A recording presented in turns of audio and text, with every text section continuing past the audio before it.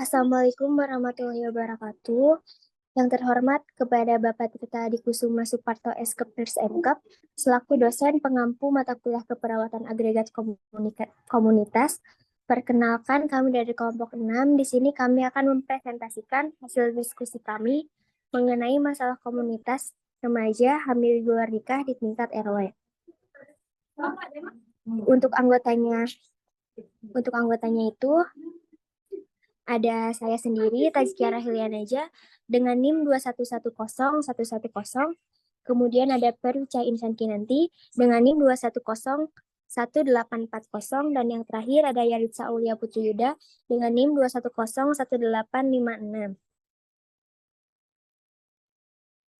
Di sini kami akan membahas yang pertama adalah latar belakang, definisi, data-data epidemiologi, penyebab dan faktor risiko, dampak, dan yang terakhir promosi kesehatan.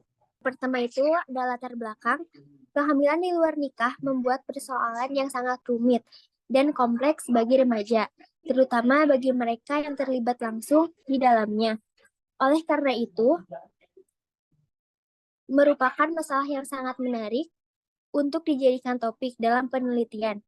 Kehamilan di luar nikah merupakan salah satu dampak dari perilaku seks bebas yang melanda remaja dan akhir-akhir ini cenderung meningkat. Akibat dari keadaan ini membuka peluang lebih besar terhadap hubungan seks pranikah dengan segala dampak yang muncul, seperti kehamilan di luar nikah, kawin muda, anak-anak lahir di luar nikah, aborsi, penyakit menular seksual, depresi pada wanita yang terlanjur berhubungan seks, dan sebagainya. Selanjutnya di sini ada definisi atau pengertian. Masa remaja adalah periode yang memisahkan antara masa kanak-kanak dan di masa dewasa. Remaja memiliki tugas perkembangan yang harus dilewatinya dengan baik. Apabila gagal, maka remaja akan kehilangan arah. Dampaknya mereka akan mengembangkan perilaku yang menyimpang, melakukan kriminalitas, atau menutup diri dari masyarakat.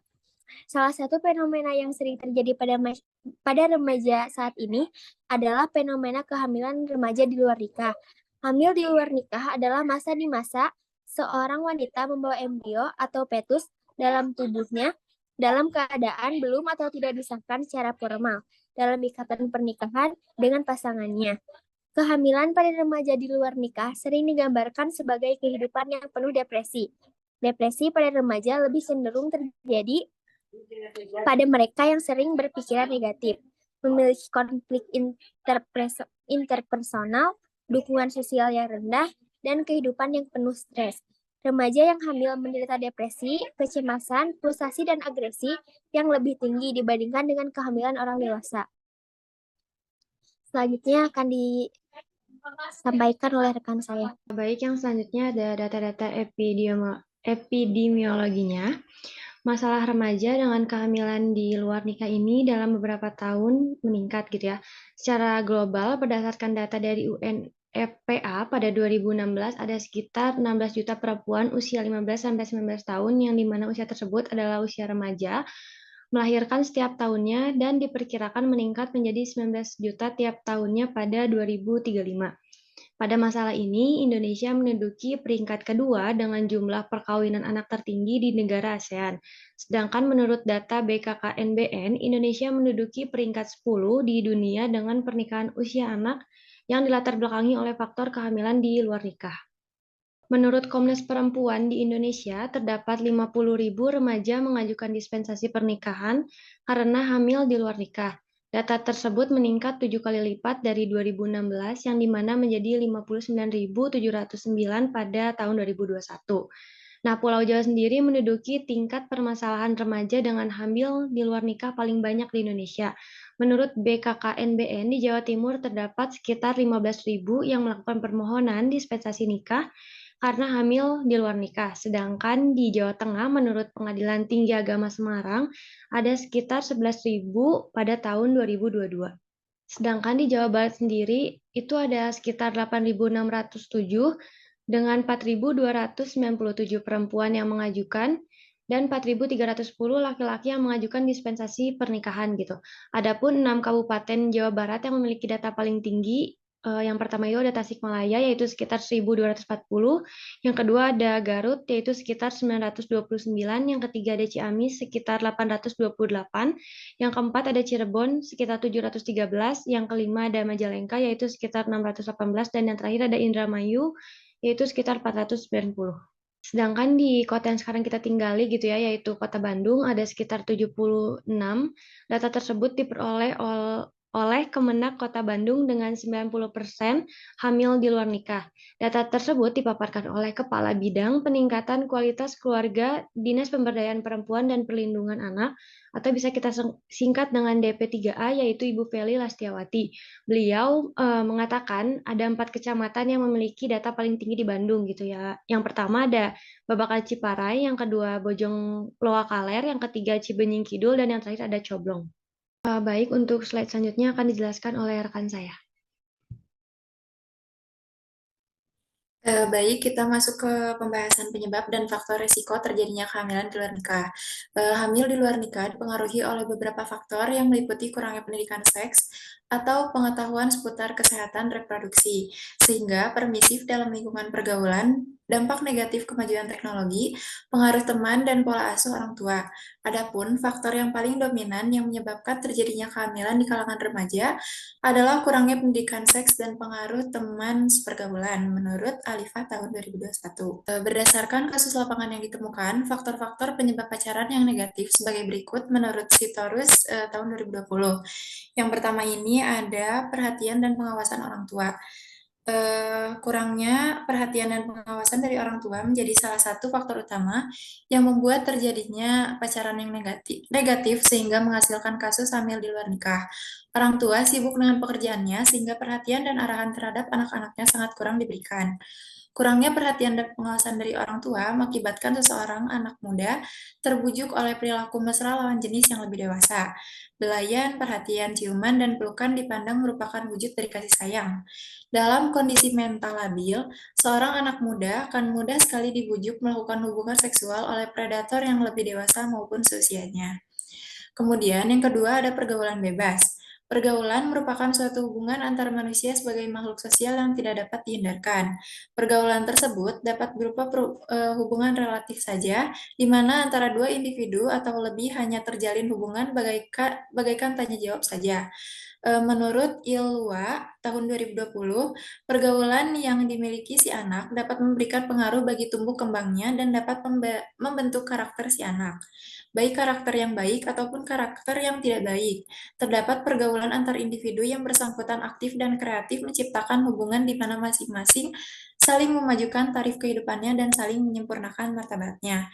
Pergaulan bebas berdampak pada hubungan seks bebas di kalangan remaja dan pemuda. Pengaruh pergaulan bebas menentukan di mana kadang awalnya hanya mencoba-coba, lama-kelamaan menjadi ketagihan dan terbiasa. Ketika pergaulan itu menyediakan gambar atau tulisan berbau seks, akan meningkatkan secara langsung nafsu dari seseorang. Kemudian, yang ketiga ada pembentengan atau pertahanan diri. Kurangnya pembentengan atau pertahanan diri dari si pemuda juga menjadi salah satu faktor. Rayuan yang diungkapkan oleh si laki-laki pada umumnya tidak mampu ditolak oleh perempuan. Mereka ditipu oleh kebaikan dan perkataan manis yang dilakukan oleh pasangannya. Pemberian uang dan barang-barang terhadap perempuan menjadi salah satu kebaikan yang diberikan oleh laki-laki pada pasangannya, sehingga dengan itu si perempuan tidak sanggup menolak rayuan si laki-laki. Yang keempat, ada pengetahuan seksualitas. Ketika seorang anak tidak mendapat pengetahuan tentang seksualitas sejak kecil dari lingkungan keluarganya, yakni orang tua tidak mengajari tentang kegunaan dari anggota-anggota tubuh dan bagaimana ia harus menjaga tubuh terkhusus si perempuan, maka ia akan menganggap anggota-anggota tubuh yang ada pada dirinya tidak memiliki kekhususan waktu untuk digunakan atau tidak perlu dijaga, terkhusus alat kelaminnya, sehingga ia dapat melakukan hubungan intim bersama pacarnya dengan bebas tanpa memikirkan dampaknya.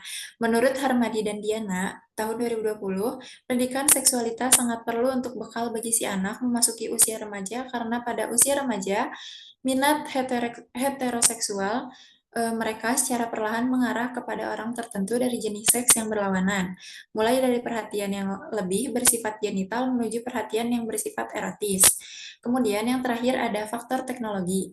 Menurut Ilwa dan Masihoru tahun 2020, menjelaskan bahwa terkontaminasi dengan teknologi yang memiliki daya kecepatan tinggi untuk menyebarkan berita positif dan berita negatif yang sangat berpengaruh terhadap perilaku seks pranikah. Teknologi yang semakin berkembang pesat menjadi faktor terakhir dari penyebab pacaran yang negatif di kalangan pemuda yang mengakibatkan hamil di luar nikah. Mulai dari adanya telepon genggam, televisi, radio, bahkan internet membuat cepatnya informasi mengenai seksualitas beredar. Bukan hanya itu, internet juga banyak menyediakan video-video yang dapat memicu syaraf seseorang dalam seksual dan ingin melakukannya dengan pasangannya. Baik, slide selanjutnya akan dipaparkan oleh rekan saya.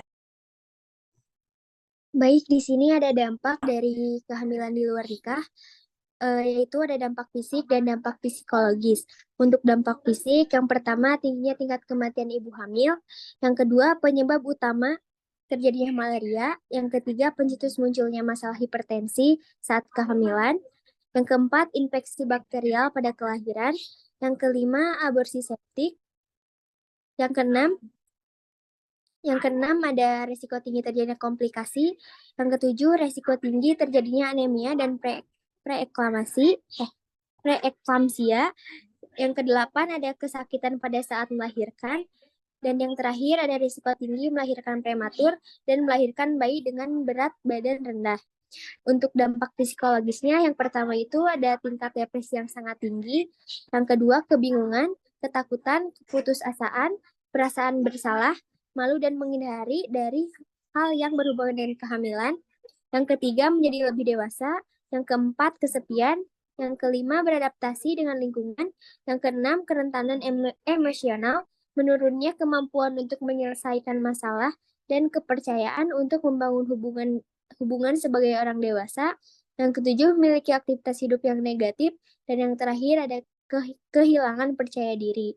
Yang selanjutnya ada promosi kesehatan atau solusi untuk mengatasi masalah tersebut gitu ya. Ialah dengan melakukan pencegahan atau preventif seperti penyuluhan dan juga pendidikan kesehatan gitu. Nah, pada sekarang ini kita tuh bukan hanya mengatasi gitu ya, tetapi kita juga harus bisa mencegah gitu, melihat dari banyaknya data yang semakin meningkat dari tiap tahunnya gitu. Dan untuk masalah ini harus dilakukan secara meluruh seperti ke desa-desa, tidak hanya di perkotaan saja, karena di desa-desa mungkin masih minim gitu ya pengetahuannya. Nah, sebagai contohnya ada program bernama SMART yang dicetus oleh Fitriani SSI MKes. Beliau seorang mahasiswa program doktoral FKUGM. Nah, SMART itu sendiri mempunyai definisi yaitu sehat secara mandiri dan juga bertanggung jawab. Tujuannya yang pertama itu meningkatkan pengetahuan dan pesan kepada remaja agar tidak terjebak dalam pergaulan yang salah atau hubungan seks pranikah gitu ya. Dan yang kedua juga tujuan yang kedua yaitu melakukan pendekatan medis dan juga psikososial. Tujuan yang ketiga yaitu remaja belajar untuk bertanggung jawab terhadap tubuhnya sendiri. Tujuan yang keempat yaitu menjalin hubungan yang baik si remaja itu gitu ya antara lingkungannya. Dan yang kelima yaitu mengajak remaja untuk hidup sehat, dan yang terakhir agar remaja itu bisa bersikap dalam perencanaan masa depan. Nah, bagaimana sih cara kerja program SMART tersebut gitu ya? Yang pertama itu dengan memberikan pretest sebelum kegiatan berlangsung gitu. Nah, setelah pretest tersebut maka akan timbul hasil, lalu akan diberikan intervensi yaitu pelatihan selama 6 minggu gitu ya. Nah, di dalam pelatihan tersebut akan disampaikan materi dalam beberapa metode yaitu ceramah, diskusi, role play, game, dan juga film. Dan topik yang disampaikannya juga beragam, yaitu mengenai harga diri dan efikasi remaja, komunikasi dengan teman sebaya, proses reproduksi, dan juga dampak kehamilan remaja jika melakukan seks pranikah.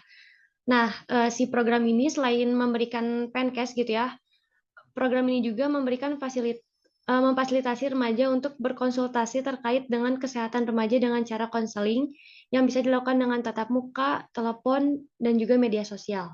Jadi kesimpulan yang kita ambil dari materi yang telah kita diskusikan ini, yaitu remaja hamil di luar nikah disebabkan karena lingkungan yang kurang mendukung pertumbuhan remaja yang umumnya masih labil. Di samping itu, orang tua jarang memantau aktivitas anaknya, apalagi dengan semakin canggih teknologi, memungkinkan anak untuk bebas berinteraksi dengan dunia luar. Tanpa dibekali pengetahuan seksualitas, maka dikhawatirkan pasangan remaja akan melakukan hubungan seks di luar nikah. Padahal usia mereka masih sangat dini, tetapi dengan faktor lingkungan yang tidak mendukung dan pengetahuan seksualitas yang sangat kurang, apabila sudah terjadi, maka dampak yang akan terjadi pada pasangan muda akan melakukan aborsi. Apabila tidak dilakukan aborsi, resikonya adalah dikucilkan oleh masyarakat. Solusi agar tidak terjadi hamil di luar nikah adalah mengajarkan pendidikan seks berdasarkan nilai-nilai agama terhadap anak, kemudian adanya pengawasan orang tua secara berkala. Demikian presentasi dari kelompok kami. Mohon maaf apabila ada kesalahan dalam pemaparan materi. Saya kembalikan kepada moderator. Baik, sekian yang bisa kelompok kami sampaikan.